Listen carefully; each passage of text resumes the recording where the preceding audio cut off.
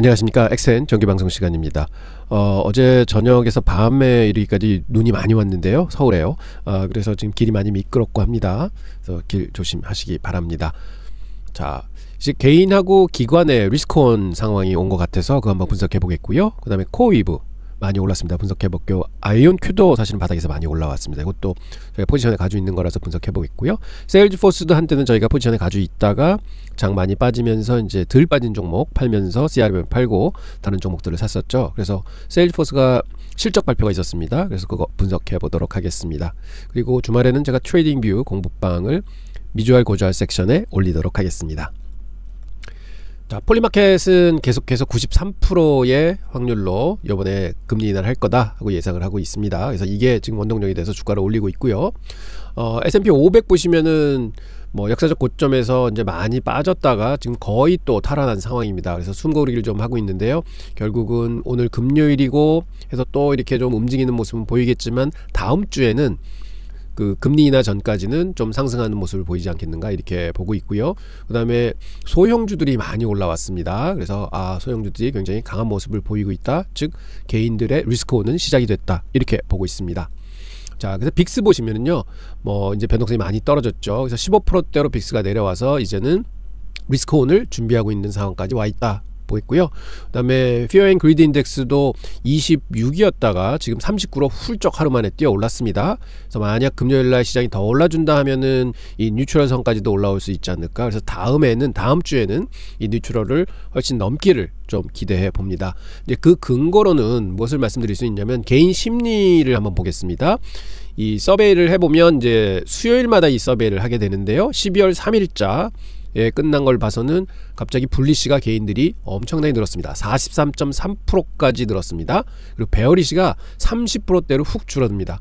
그래서 이제 연말 랠리를 기대하는 개인들이다 이렇게 볼 수 있겠고요. 히스토릭 평균은 뭐냐?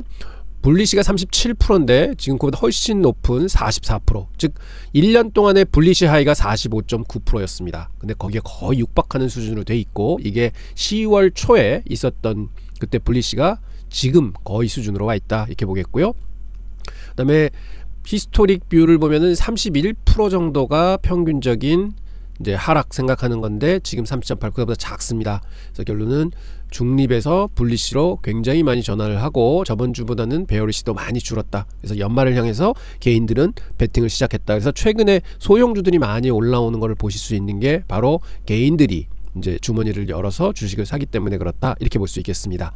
자, 기관들도 보겠습니다. 기관들도 일주일 사이에 한 10% 정도를 올렸습니다. 그래서 98% 정도 와 있고요. 지난 10월 말에 100%를 채웠다가 좀 줄였다가 이제 98%까지 다시 채웠습니다.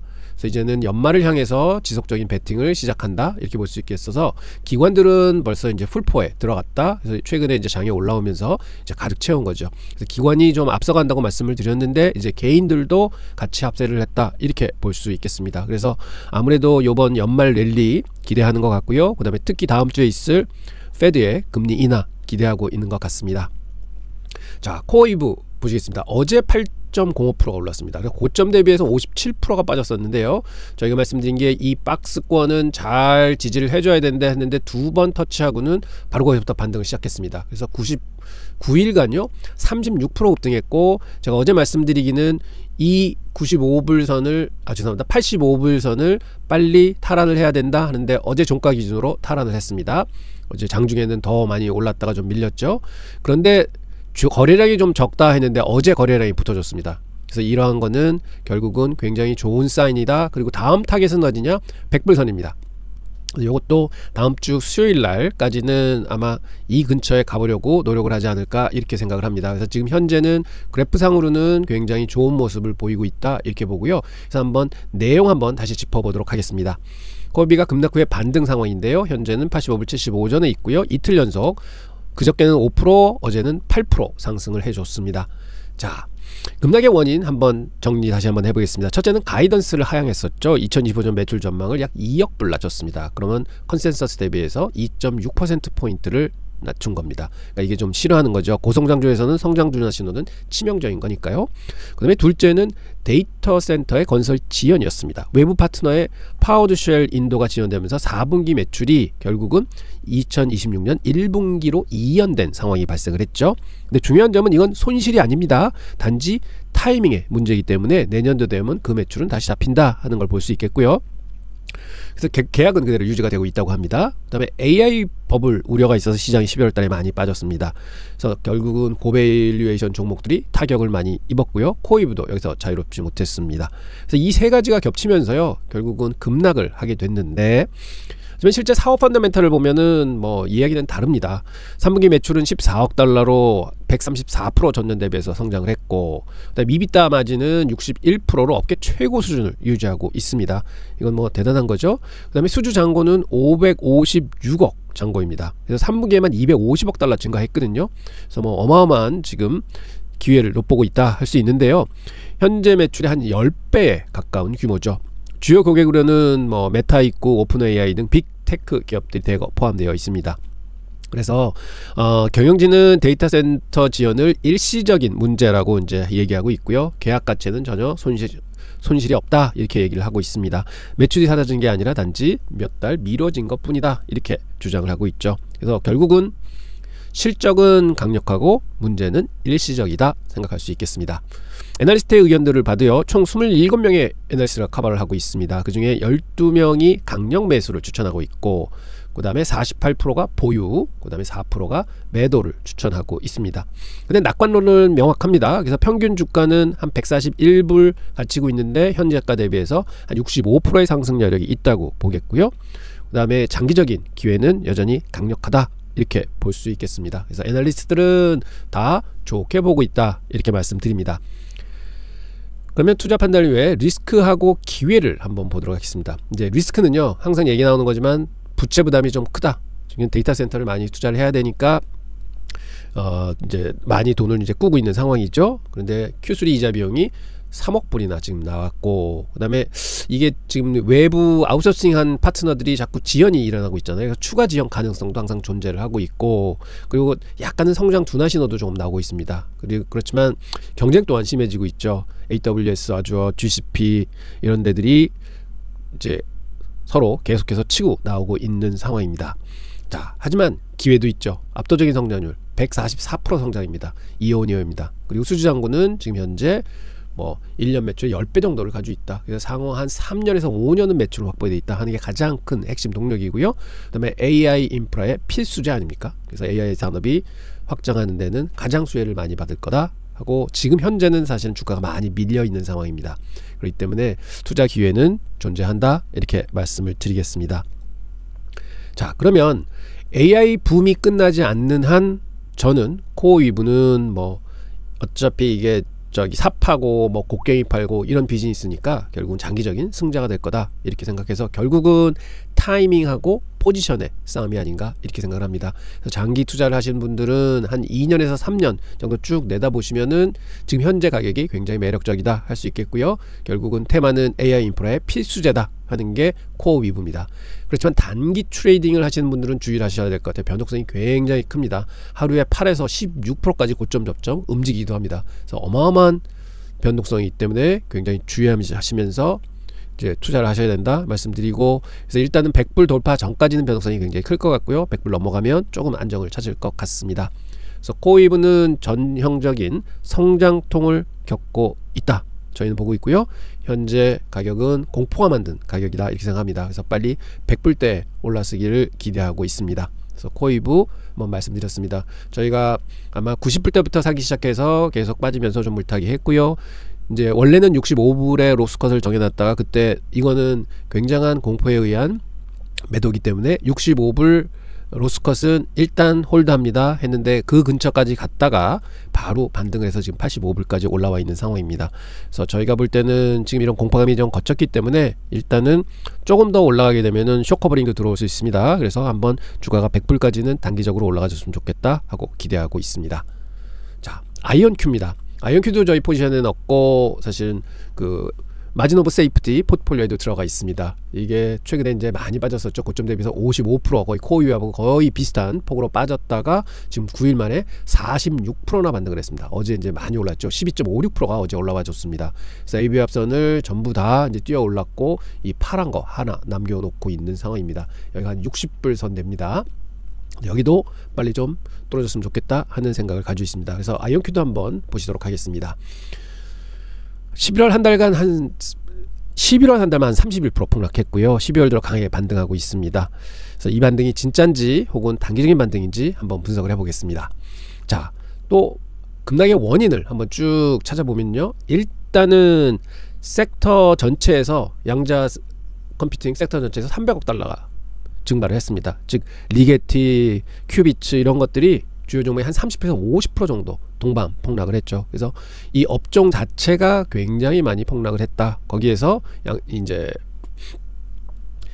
이 주식도 뭐 어쩔 수는 없었다 하는 생각이고요. 그 다음에 닷컴 버블 재현 우려가 확산됐다. 뭐 이렇게 볼 수도 있죠. 그래서 그런 이제 공포감이 이제 뒤덮였고, 그 다음에는 고평가 논란 계속 있었죠. 3분기에 순수질이 5,250만 불이 났는데, 그리고 현금 소진도 계속되고 있는데 이게 너무 고평가가 됐다 하는 얘기가 나왔었고, 그렇지만 매출은 늘지만 돈을 못 번다 이런 얘기도 나왔었죠.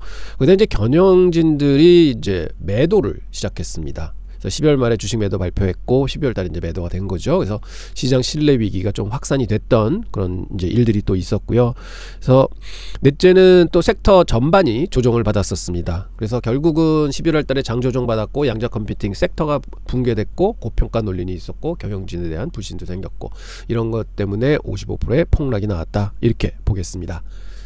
그렇지만 이제 반등을 했죠. 이 이제 찾아보면은 일단 3분기 실적은 오히려 좋았습니다. 매출은 1240만 달러 정도 됐고, 그래서 가이던스 상단을 초과한 아주 좋은 실적이었고, 전년 대비해서는 100% 성장입니다. 그다음에 신규 계약이 6,450만 달러 사상 최대 규모로 늘었고, 현금 보유도 3.8억 불을 가지고 있습니다.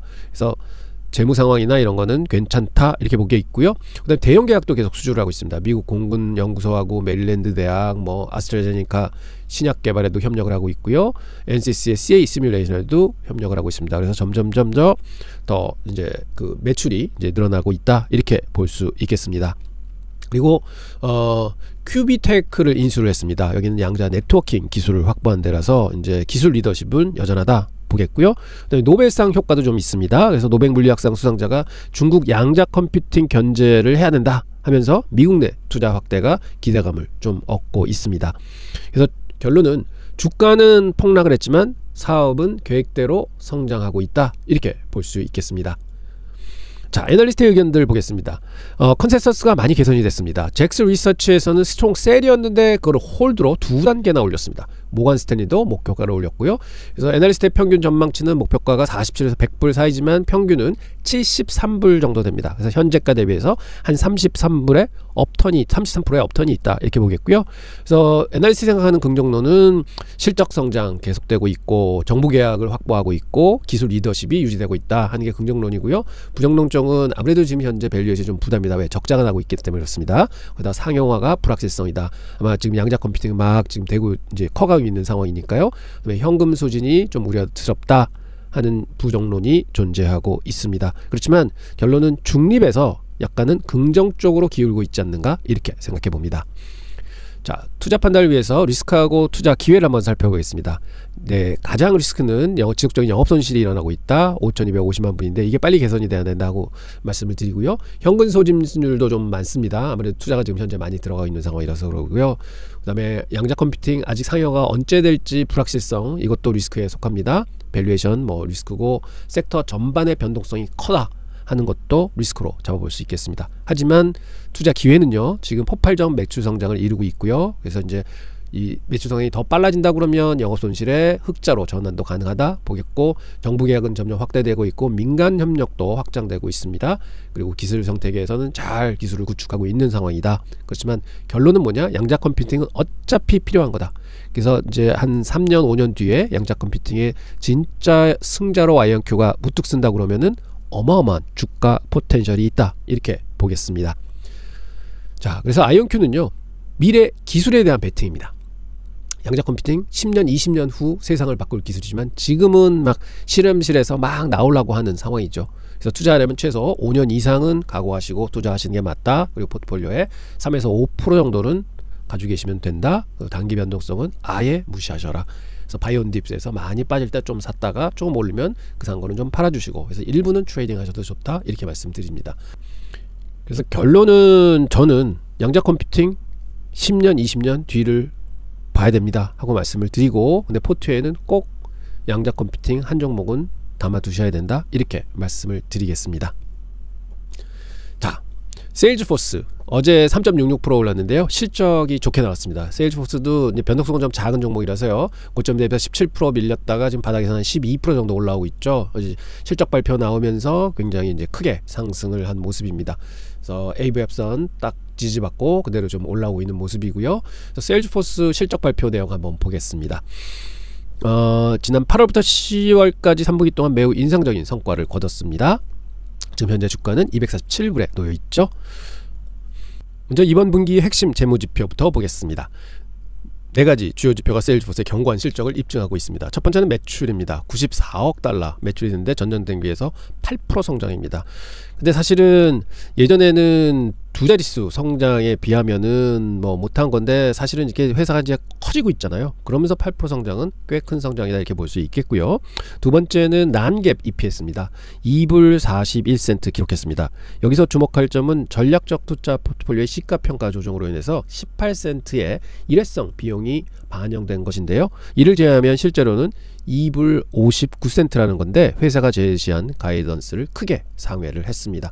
그리고 갭으로 한 영업이익률이 최초로 20%를 돌파했습니다. 이것도 굉장히 큰 포인트라고 말씀을 드리겠고요. 프리캐시 플로우가 30%나 늘어서 18억 불을 나타냈다. 그래서 강력한 지금 성장을 보여주고 있습니다. 실제가 회사가 이제 그 현금을 창출하는 능력이 이제 크게 성장됐다는 건 굉장히 고무적인 거죠. 그리고 기술 기업에서 현금 흐름에서는 사업 모델의 건전성과 지속성을 보여주는 가장 확실한 지표라고 말씀드릴 수 있겠습니다. 그래서 세일즈포스는 이제 성장형 기업에서 성장과 수익성을 동시에 추구하는 성숙한 기업으로 전환하고 있다, 이렇게 볼 수 있겠습니다. 자, 핵심 하이라이트인데요. 첫 번째는 AI 혁신 가속화를 볼 수 있습니다. AI 주력 제품에 추가하는 수준을 넘어서 이제는 에이전트 포스라는 완전히 새로운 플랫폼을 통해서 시장을 선도하고 있습니다.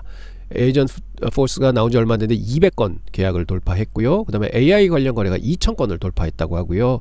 그래서 100만 불 이상 되는 AI 거래가 3배가 증가했다고 그래서 결국 이제 AI 쪽에서 굉장한 힘을 얻고 있다, 이렇게 볼 수 있겠습니다.